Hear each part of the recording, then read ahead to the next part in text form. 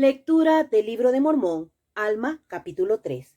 Los amlicitas se habían hecho una marca de acuerdo con las profecías. Los lamanitas habían sido maldecidos por su rebelión. Los hombres traen sobre sí su propia maldición. Los nefitas derrotan a otro ejército lamanita, aproximadamente 87 a 86 años antes de Cristo. Y sucedió que los nefitas que no fueron muertos por las armas de guerra, luego que hubieran sepultado a los que habían perecido, y el número de los muertos no se contó a causa de la magnitud de su número, después de que hubiesen sepultado a sus muertos, todos se volvieron a sus tierras y a sus casas y a sus esposas y a sus hijos. Ahora bien, muchas mujeres y muchos niños habían perecido por la espada, así como gran cantidad de sus rebaños y manadas, y también fueron destruidos muchos de sus campos de grano, hollados por la hueste de los hombres. Y cuantos lamanitas y amlicitas perecieron sobre la ribera del río Sidón fueron arrojados en las aguas del río, y he aquí sus huesos se hallan en las profundidades del mar, y son muchos.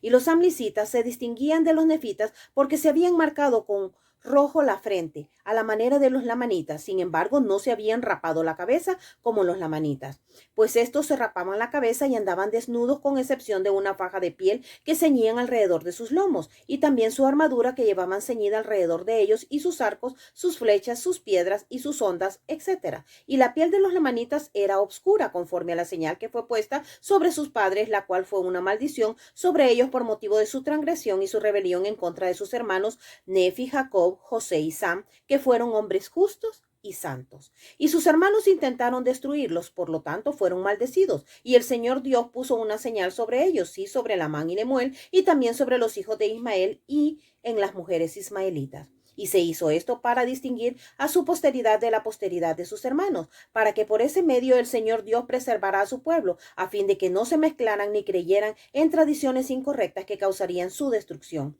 Y aconteció que quien mezclaba su simiente con la de los lamanitas traía la misma maldición sobre su descendencia. Por tanto, todo el que se dejaba desviar por los lamanitas recibía ese nombre y le era puesta una señal. Y aconteció que quienes no creían en las tradiciones de los lamanitas, sino que creían en aquellos anales que fueron traídos de la tierra de Jerusalén, así como en las tradiciones de sus padres que eran correctas, y creían en los mandamientos de Dios y los guardaban, eran llamados los nefitas o el pueblo de Nefi, desde entonces en adelante. Y son ellos los que han llevado los anales verdaderos de su pueblo y también del pueblo de los lamanitas. Ahora volveremos otra vez a los amlicitas, porque también sobre ellos fue puesto una señal, si ellos mismos se pusieron la señal, sí, una marca roja sobre la frente.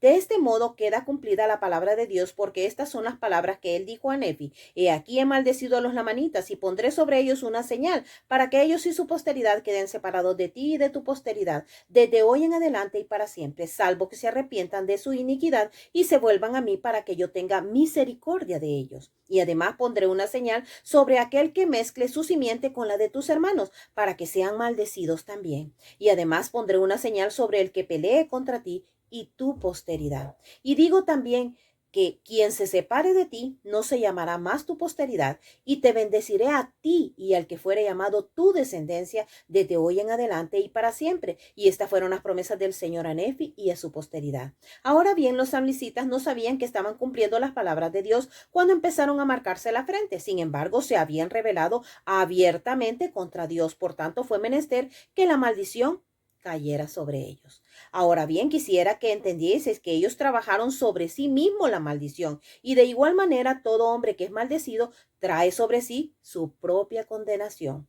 Aconteció pues que no muchos días después de la batalla que emprendieron en la tierra de Saraemla, los lamanitas y los amlicitas, otro ejército lamanita, vino sobre el pueblo de Nefi en el mismo lugar donde el primer ejército había batido con los amlicitas. Y sucedió que se envió un ejército para echarlos de su tierra, y el propio Alma, por estar afligido con una herida, no fue esta vez a la batalla contra los lamanitas, sino que envió contra ellos un numeroso ejército, el cual subió y mató a muchos de los lamanitas y echó al resto de ellos fuera de la frontera de su tierra. Y entonces volvieron otra vez y empezaron a establecer la paz en la tierra sin ser molestados por sus enemigos durante algún tiempo. Ahora bien, todas estas cosas hicieron, sí, todas estas guerras y contiendas comenzaron y terminaron en el 5.º año del gobierno de los jueces. Y en un año millares y decenas de millares de almas fueron enviadas al mundo entero eterno para recibir su recompensa conforme sus obras, ya fueran buenas o fueran malas, para recibir felicidad eterna o miseria eterna, de acuerdo con el espíritu que quisieron obedecer.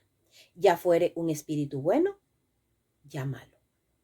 Esto es realmente de meditar.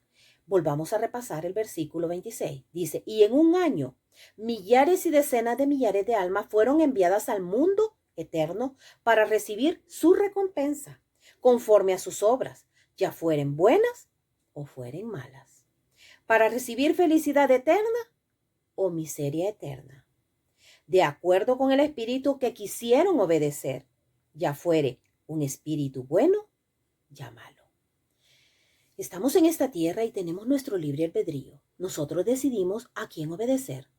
Los principios y las leyes del Evangelio son para que nosotros tengamos libertad, para que seamos felices en esta tierra. La libertad que tenemos es la libertad del pecado, de esa esclavitud que es tan terrible en nuestras vidas, que nos va sumiendo cada día más en la desgracia, en la desesperación, en el vivir mal, en el no poder avanzar realmente en nuestro perfeccionamiento. Dios quiere que nosotros seamos felices, pero la felicidad únicamente se puede lograr a través de la obediencia. Cuando nosotros somos obedientes, todo camina bien. No quiere decir que no vamos a tener momentos difíciles que encarar, momentos que nos van a oprimir el corazón, momentos que nos van a desgarrar completamente, pero esa es una manera también de progreso en nuestras vidas. Es como nosotros enfrentamos las cosas. Pero aquí dice que ¿a quién queremos obedecer? ¿Al espíritu bueno o al espíritu malo? Nosotros somos los que vamos a elegir a través de nuestro libre albedrío, pero la decisión que nosotros tomemos conlleva una responsabilidad. Y recordemos que las recompensas, muchas las pagamos aquí en esta tierra, pero otras las vamos a pagar eternamente. Pues todo hombre recibe su salario de aquel a quien quiere obedecer, y esto según las palabras del Espíritu de profecía. Por tanto, se ha hecho conforme a la verdad, y así terminó el 5º año del gobierno de los jueces. Entonces, cada quien recibe su bendición, o como dice aquí, su salario, de aquel a quien quiere obedecer. Si yo obedezco a Dios, pues tengo sus bendiciones, tengo su ayuda. Así como el ejército, imagínense, venían, era una hueste grandísima y ellos lo vieron y ellos se afligieron, pero confiaron en Dios y Dios los ayudó. De esa misma manera, nosotros recibimos nuestro salario en esta tierra. Si somos obedientes, Dios nos bendice, está allí para respaldarnos y nada, a pesar de todas las cosas negras que podemos ver a nuestro alrededor, nos va a destruir, sino que nos va a fortalecer.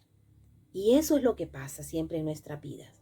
Dios viene y tal vez nos da desafíos grandes que encarar, pero también nos da la fortaleza emocional, espiritual y física para poder hacerle frente a la situación. Amo realmente a nuestro Padre Celestial. Sé sin ninguna duda que el Evangelio es verdadero y sé que los mandamientos, los principios y las leyes son para que seamos felices. Dios quiere que seamos felices, pero la felicidad únicamente se encuentra en la obediencia. La maldad nunca es felicidad, nunca. En el nombre de Jesucristo. Amén.